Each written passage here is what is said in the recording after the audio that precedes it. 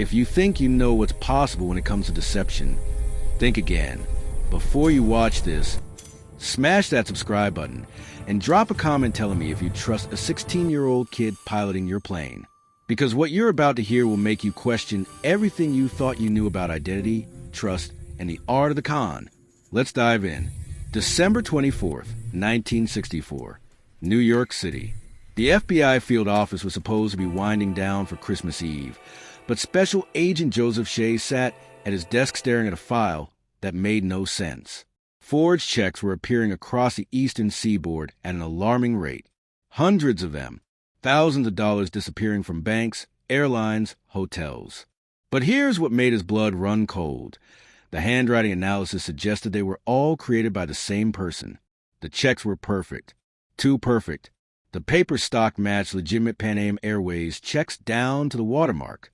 The routing numbers were accurate. The signatures looked authentic enough to fool bank tellers who processed thousands of checks daily. Whoever was behind this wasn't some amateur criminal. This was an artist who understood the banking system better than most people who worked in it. But the truly terrifying part was this. Based on the timeline of the crimes, based on sophistication required, they were looking for someone in their 30s or 40s with years of experience in banking or finance. They were catastrophically wrong. 6 months earlier, in Bronxville, New York, 16-year-old Frank ABAGNALE Jr. sat in his bedroom staring at a birthday check from his father, $40, written with love by a man whose business was failing, whose marriage was collapsing, whose world was falling apart. Frank wasn't thinking about what to buy. He was thinking about the check itself, the paper, the numbers, the signature line, the possibilities. His parents were divorcing. The family he'd grown up in was disintegrating, and there was nothing a 16-year-old could do except maybe find a way to escape the pain of watching everything fall apart. Frank took that $40 check to his father's printing shop after hours. He had a key. His dad trusted him. And over the next several hours, using equipment he'd learned to operate, Frank did something that would change his life forever. He altered the check, not the signature, just the amount. $40 became $400. The next morning, he walked into a bank and cashed it. The teller looked at the check, looked at Frank's innocent face, and handed over $400 without hesitation. Just like that, Frank ABAGNALE had discovered his gift. He could make people see what he wanted them to see. But $400 doesn't last long. Frank needed more. So he studied the banking system obsessively. He learned about routing numbers, about the Federal Reserve, about transaction processing. And he realized something crucial. There was a delay.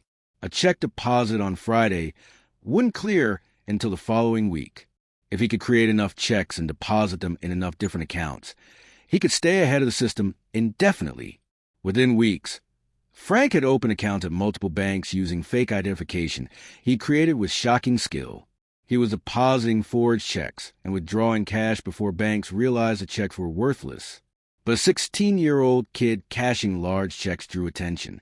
He needed to be someone else, someone older, someone with a reason to have money. That's when Frank saw the Pan Am pilot walking through the airport.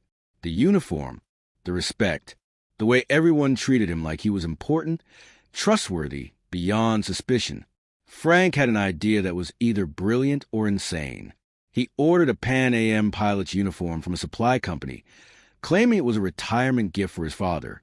Then he created a fake Pan Am employee ID using techniques he taught himself from library books. The ID looked perfect, official, legitimate. And just like that, 16-year-old Frank ABAGNALE became a Pan Am pilot. Not a real one. He couldn't fly.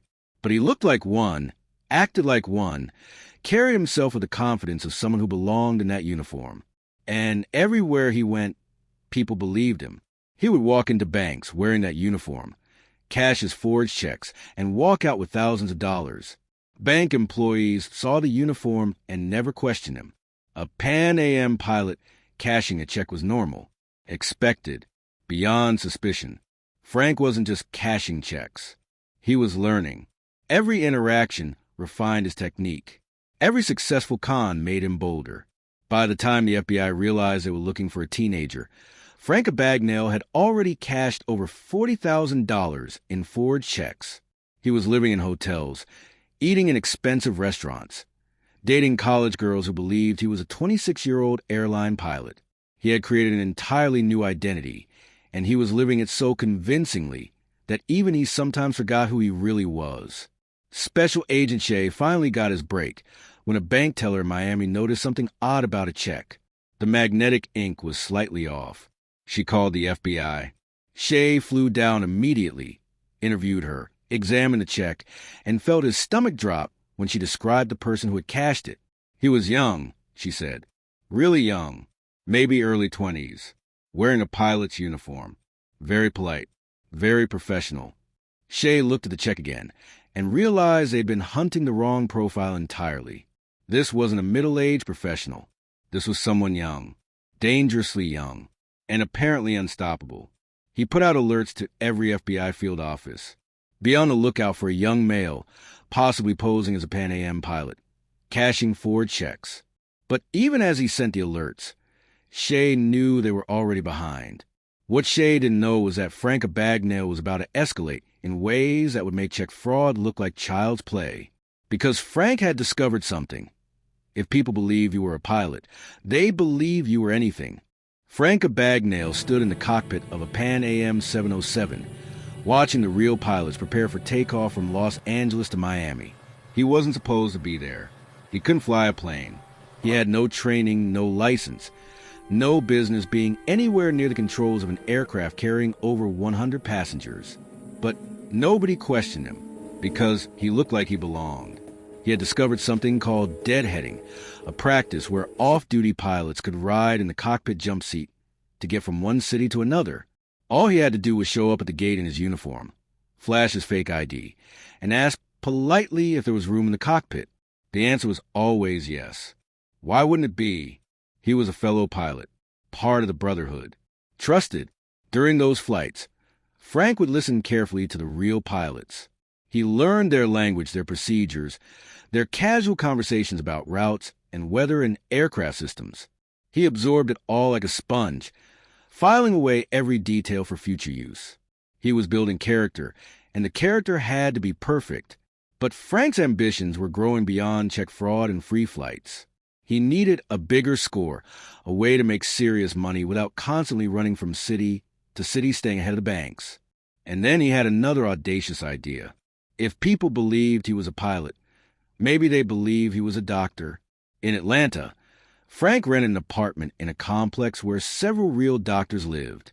He introduced himself as Dr. Frank Williams, a pediatrician taking a few months off between positions. He was charming, well-dressed, knowledgeable enough from library research to discuss basic medical topics. The doctors in the building accepted him without question. One of them, a hospital administrator, mentioned they were short-staffed in the pediatric ward. Would Frank be interested in a temporary supervisory position? Not treating patients directly, just overseeing the night shift residents. 11 at night to 7 in the morning. Mostly administrative. Frank should have said no. This was crossing a line from fraud into genuine danger. But he said yes. Because the character he was playing would say yes. And because some part of him, the part that had been rejected and abandoned when his family fell apart, desperately wanted to be important, to be respected, to be someone. For nearly a year, Frank Abagnale supervised the pediatric ward at a major Atlanta hospital. He never touched a patient. He never made a medical decision. He just reviewed paperwork, signed off on the real doctor's orders, and maintained his cover. And he was good at it. So good that nobody suspected a thing. Until one night when a child stopped breathing. The attending resident panicked, looking to Frank for guidance. Frank froze. For the first time in his criminal career, he couldn't talk his way out. He couldn't forge a document or flash a fake ID. A child's life hung in the balance, and he had absolutely no idea what to do. He told the resident to handle it, to do what they were trained to do. The resident saved the child's life while Frank stood in the corner, shaking, realizing that his con had nearly killed someone. That night, he walked out of the hospital and never came back. But he didn't stop. He couldn't. The life he created was too intoxicating. too profitable, too much of an escape from the reality of being a teenage runaway with no family and no future. So he moved on to the next identity. In Louisiana, he became a lawyer. He forged a Harvard law degree, passed himself off as a recent graduate, and actually passed the state bar exam after months of intense study. He worked for the Louisiana Attorney General's office for nearly a year before someone checked his credentials too closely, and he had to disappear again. Back to being a pilot, back to forging checks, always moving, always one step ahead. Special Agent Joseph Shea was obsessing over the case. The check fraud had expanded to 12 states. The amount stolen was approaching $2 million, and the profile kept changing. Sometimes the suspect was a pilot, sometimes a doctor. Witnesses described him differently in every city. It was like chasing a ghost who could change faces at will. Then Shea got the break he'd been waiting for. A hotel clerk in Miami recognized Frank from a wanted poster. She called the police immediately. Local officers surrounded the hotel. This time, there would be no escape. But when they broke into the room, Frank was gone. He'd slipped out a back window minutes before they arrived, leaving behind a suitcase full of fake IDs, forged checks, and uniforms from half a dozen different professions. Shea stood in that hotel room, looking at the evidence of a criminal operation more sophisticated than anything he'd ever seen. And he realized with certainty that this wasn't going to end with a simple arrest. This kid, whoever he really was too smart, too adaptable, too good at disappearing. The hunt was about to go international, because Frank Abagnale had just boarded a flight to France, and he had no intention of coming back. Paris, France, 1969. Frank Abagnale sat in a cafe on the Champs-Élysées, sipping espresso and watching tourists photograph the Arc de Triomphe. He was 21 years old, had lived a dozen different lives, stolen over $2.5 million, and traveled to 26 countries. He should have felt victorious. Instead, he felt exhausted. The thrill of the con had started to fade. Every fake identity felt heavier than the last. Every forged check reminded him that he was running, always running, from something he could never outpace, himself. The scared 16-year-old kid whose parents' divorce had shattered his world still lived inside him, no matter how many uniforms he wore or how many names he used. But the world was closing in. Interpol had issued a red notice. The FBI had agents stationed in major European cities. His face was on wanted posters from New York to New Delhi. Frank knew his luck was running out. He just didn't know it would end so quietly. A hand landed on his shoulder. Frank Abagnale? The voice was calm, almost gentle. Frank turned to see a French police officer flanked by 2 Interpol agents. No guns drawn. No dramatic chase. Just 3 men who had finally caught up to the ghost. Frank didn't run. For the first time in 5 years, he was too tired to run. They arrested him on June 26, 1969, and extradited him to the United States after a lengthy legal battle involving multiple countries, all wanting to prosecute him first. Frank spent 6 months in a French prison, then 4 months in a Swedish facility, before finally being sent home to face American justice. In federal court in Atlanta, Frank stood before a judge and heard his sentence: 12 years in federal prison. The courtroom was packed with victims, with bank representatives, with prosecutors who had built careers trying to catch him. They wanted to see the legendary con artist brought low. And they did. But they also saw something unexpected. Frank pled guilty to every charge. He didn't fight. He didn't make excuses. He accepted responsibility for everything he'd done, and he apologized to every victim he'd hurt. The arrogant teenager who had charmed his way across the world was gone, replaced by a young man who finally understood the weight of his crimes. Frank was sent to the Federal Correctional Institution in Petersburg, Virginia. The walls closed in around him, and for the first time since his parents' divorce, he stopped running. He had time to think, to reflect, to confront who he really was beneath all the fake identities. He'd served less than 5 years when something extraordinary happened. The FBI came to see him. Special Agent Joseph Shea, the man who had hunted him for years, sat across from Frank in a prison visiting room and made an offer that seemed impossible. The FBI was losing millions to check fraud and forgery.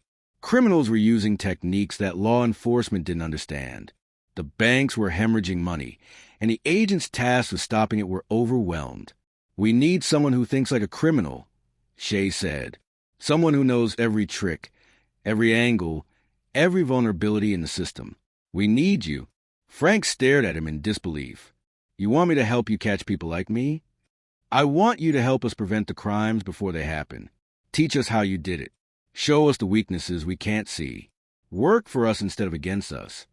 The deal was simple. Frank would be released from prison on condition that he work for the FBI, without pay, helping to develop anti-fraud programs and training agents to recognize sophisticated forgeries. If he successfully completed the program and stayed clean, his record would eventually allow him to rebuild his life. Frank accepted immediately. For the next few years, Frank Abagnale worked alongside the agents who had once hunted him. He taught them how to spot forged checks, how con artists think, how to identify vulnerabilities in banking systems. He was brilliant at it because he'd lived it. Every technique he taught came from personal experience. But more importantly, Frank was being taught something in return. He was learning that his intelligence, his talent for understanding systems and human psychology, didn't have to be used to hurt people. It could protect them instead. He went on to found a legitimate security consulting firm, working with banks, corporations, and governments to prevent the very crimes he'd once committed. He became one of the world's foremost experts on fraud prevention, not despite his criminal past, but because of it. The scared 16-year-old who had run away from a broken home had spent 5 years creating fake identities to escape his pain. But in the end, Frank Abagnale discovered his real identity wasn't something he needed to forge. It was something he needed to earn. Today, decades later, Frank Abagnale is still working with the FBI. He's lectured at hundreds of institutions. He's helped prevent billions of dollars in fraud.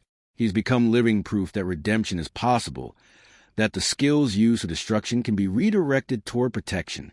The boy who became a ghost finally became real. And the criminal who could have spent his life in prison instead spent it making sure others wouldn't follow his footsteps. The judge who sentenced him had said Frank would die in prison. Special Agent Shay proved there was another way. Sometimes the greatest criminals become the greatest crime fighters. Sometimes the man you're chasing becomes the man standing beside you. If you think Frank Abagnale's story is unbelievable, wait until you hear about the next criminal mastermind we're covering. Someone who makes Frank look like an amateur. Hit that subscribe button, because trust me, you don't want to miss what's coming next.